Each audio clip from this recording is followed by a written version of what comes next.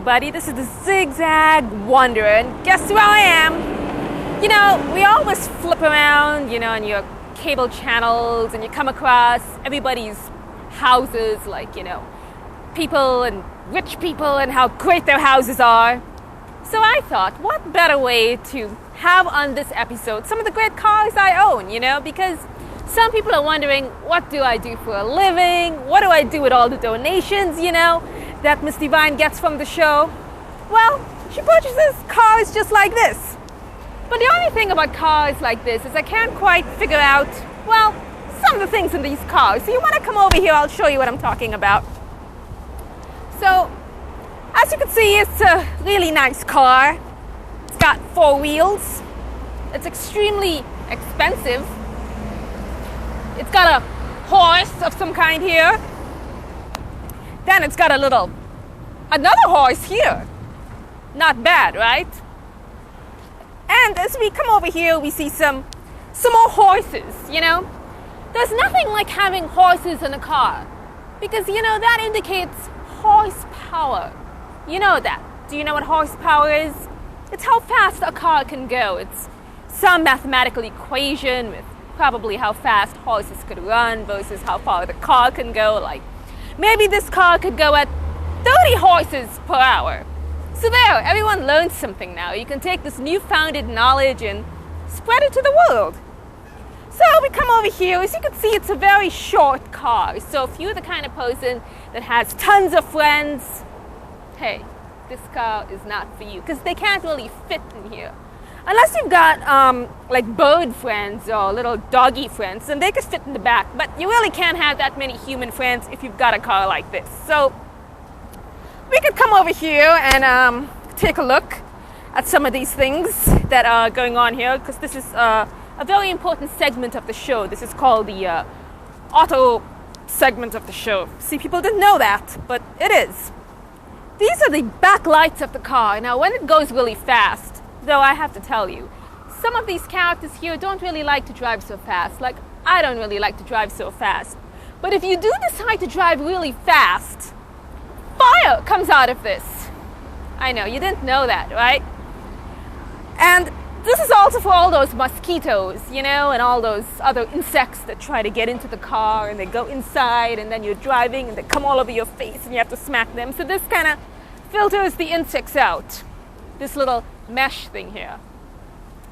And if we take a look, we also see some interesting things. We see some holes in the car. Now, I don't really know exactly what these holes are for, but maybe it's an exhaust pipe, Or maybe it could be a Ferrari that flies, Hey, automotive technology at its best. So, if we even look at it even further, we can see the engine of this car. As you can see, it's very complicated. It's quite big. So if any of you know how to work this engine, that would be good. Do you know how to work this engine? I think I do. Oh, okay. Yeah, it's pretty complicated, isn't it? I mean, it takes up most of the car, doesn't it? It's a mid-engine car. A mid-engine car. All right. It's a mid-engine car. See, the thing is, you can't put too many of your friends in here because the engine isn't here. So it's just you and your engine driving down the road. I mean, that's just the way it is, So, all right. So, you can get in your car. Thank you. And zoom off. Zoom off.